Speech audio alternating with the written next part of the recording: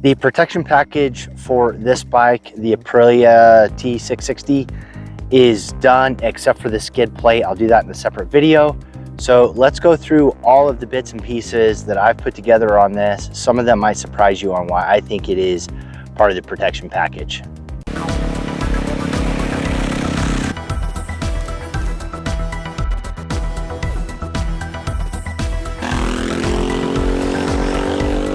Hey, how's it going? Welcome to my channel. I recently purchased this bike and I needed to get the protection package put together for it. And there were a few things that were made as recommendations or suggestions to me, and thank you for those of you that left those recommendations and suggestions. And then there was one other thing that really had a pretty big influence on my decisions on what I wanted to do with this. And that is the local dealership was sent 12 of these bikes from Piaggio to be used as paid trips. And one of those paid trips was down to Baja, where 12 people paid the money to head down there and do the off-road riding and have an excursion. And I saw the condition of these bikes when they came back, and there were some things that I noted in looking at the condition of those and how they fared going down there that made me think that there are some additional bits and pieces that I wanted to protect. Some of it was made in suggestions and others was just seeing how those bikes came out.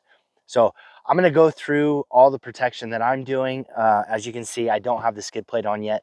I have a skid plate sitting in the garage, but I'm going to do a separate video on that because the way it fits up with the crash bars that I have is going to be a little bit of a trick. I think it'll be fine, but I wanted to show how you don't have to match up skid plates with the crash bars from the same manufacturer and how you can actually get those to work. So that'll be separate.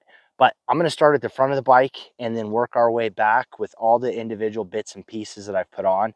There hasn't been a lot, but I'm going to still go through it. So if you have one of these bikes and you're looking at ways to protect it, maybe this is something that'll speak to you and it'll give you some ideas of things to do with your bike. So let's get to it. First piece to my protection package is a headlight guard. I had done some research looking for a variety of different headlight guards. I prefer the Lexan ones. I really don't like the metal honeycomb ones, partly because I don't like how it diffuses the headlight in low light conditions or at night. And I also think that the gap in that is big enough that a rock getting flung out of a back tire in front of you at 60+ miles per hour, if it gets through there, it's going to crack the glass on your headlight anyway. So I've never been a fan of that. I found this headlight guard from T-Rex Racing and it mounted up super easy. I have a quick note about this that I'll get to. Quick interruption. If you are considering this, I just want to give a quick installation note. The inside of this metal rests really close to the plastic on the light here, and there's already a little piece of foam that's going right here on the front part of the light.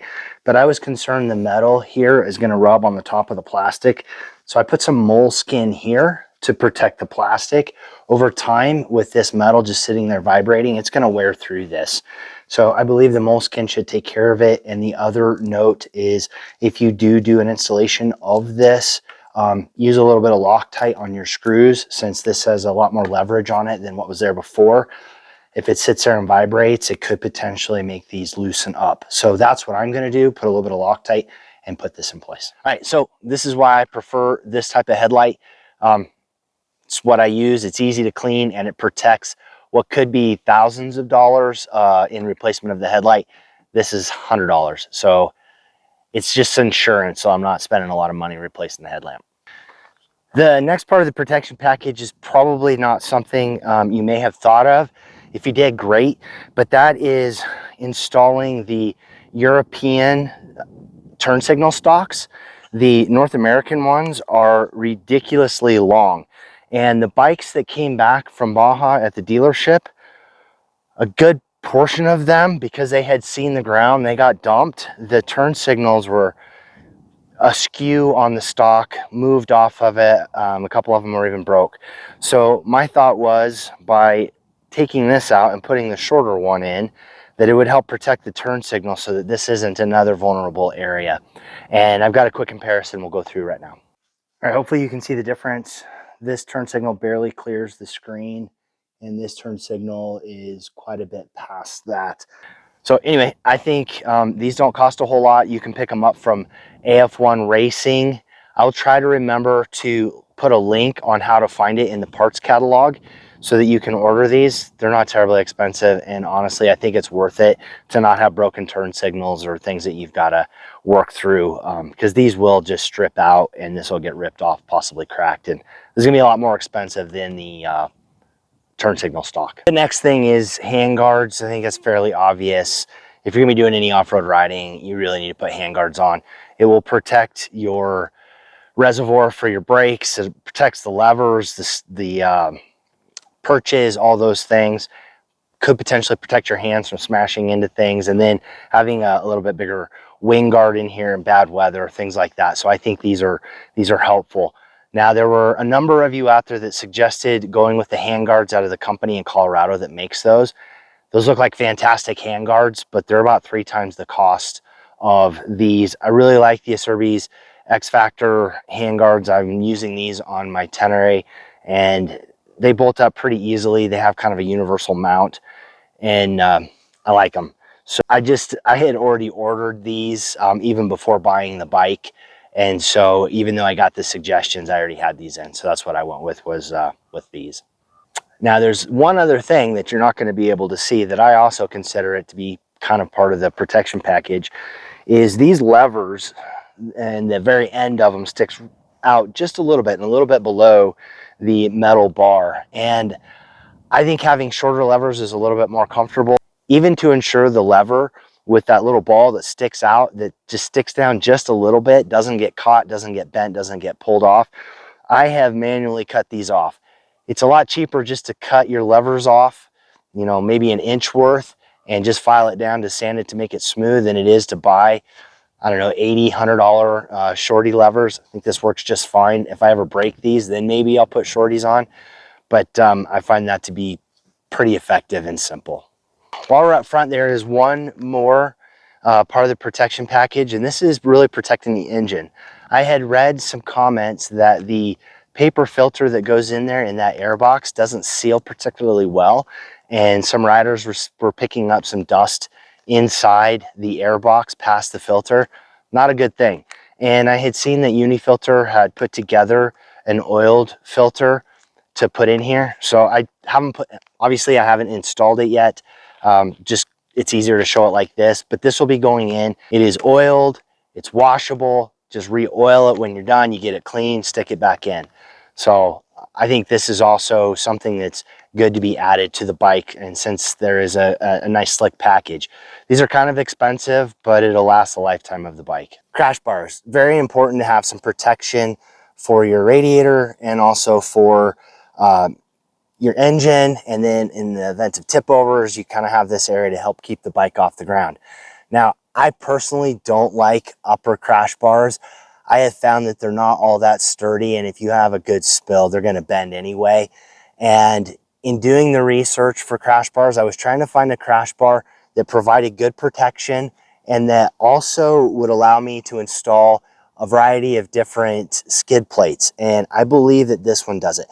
Sorry, this is the GV crash bar, and one of the things that I really liked is this upper bar here covers the bottom of the radiator area, so it should protect it. Now, as you can see, I don't have the A sticker on here anymore, because when I was taking this off of the trailer, I did something stupid and it ended up falling over before I had all my crash bars on and scratched it up, so I just took it off. Had I had the crash bars, my plastics would have been safe and it wouldn't have gotten into this area. The other thing that I like about this crash bar is because it has all these different bars in different areas, it allows me to put some bags in here. So I'll be able to put crash bar bags really easily on here so that I can keep my tools and puncture repair kit up front, easy to get to. And this particular crash bar, unlike some of the others I've seen, actually has this extra bar here to protect the exhaust and the catalytic converter in the event that you have a tip over and that maybe there's some obstruction rocks there. So that should help save it. The next area that I think is important and also kind of fits into protecting the bike, but more importantly, protecting your ability to ride out of an area if something happens. And that is the bikes that came back from Baja, several of them had broken brake levers, and there was also a couple of them that had broken shift levers.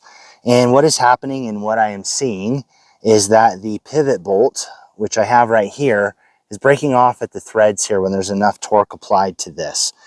And the way to fix this is they make a titanium, or there's a company making titanium pivot bolts that you can pick up. I think they're about $25 each, so they're not cheap. You can also get those at AF1 Racing. That was a recommendation to me by a number of riders. And so I went ahead and did that. I put the titanium bolts in. The other thing that I did is I replaced the cast aluminum shift lever with a steel shift lever. In the event that that shift lever hits the ground and gets bent, it's not going to break. It gives me the ability to bend it back into shape in order to get wherever I need to go. And then I can replace it later if I need to. So I thought that that was important.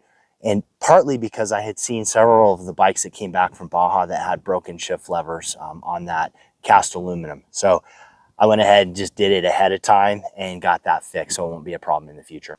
All right, this is really the last part of the protection package in this video, and that is the chain guide. I think it's important to have a chain guide on these higher travel bikes because you need a little bit more chain slack in order to make up the chain growth that goes on as the wheel moves through its travel. So I added one of these. I think it's the BRP. I also got that off of AF1 Racing. I think Acerbi's has one. It was out of stock, so I just went with this because I wanted to get something put on there. These are disposable. When they wear through, you just put a new one on. They should last quite a while. But I think it's worthwhile having, especially if you're going to be doing any off-road, forest road, anything that's non-pavement. Put that on. It will make a difference and could potentially save the case on your bike. There it is, the protection package minus the skid plate that I've came up with so far on this bike. I may do something with the mirrors. I haven't decided if I'm going to do that or not, or what I'm going to go with, but that will probably be something I do, knowing that if you break a mirror and it gets in, you could potentially break the perch. So I will have something I need to do there. I just saw Double Take has a new version of their mirrors. I may take a look at that. There's some other options that I may consider as well. So the headlight guard, the short turn signal stocks, the air filter, the crash bars, the pivot bolts, the shift lever, and then the chain guide. So I think that covers, and the handguards. That covers everything I've done on this bike to get it more off-road ready for it to have its spills, its tip overs, you know, different things that happen. So hopefully this will help provide a comprehensive package in order to protect the bike and keep me riding if anything does happen. So let me know what you have done, if you've done things differently, why you've done those, and any other ideas that you have or things maybe you've done to your bike that I haven't done to this yet. And of course, I keep saying it's skid plate. That is coming. I've got a few things to work out. Anyway, if you've made it to the end, thanks for watching. Get out, do some riding, ride safe, and I will see you out there. Boy, this sure is a lot of fun. Love riding in the rain and the dirt. I'm wet. It's only supposed to be a 20% chance of rain today. It's a 100% chance where I'm at.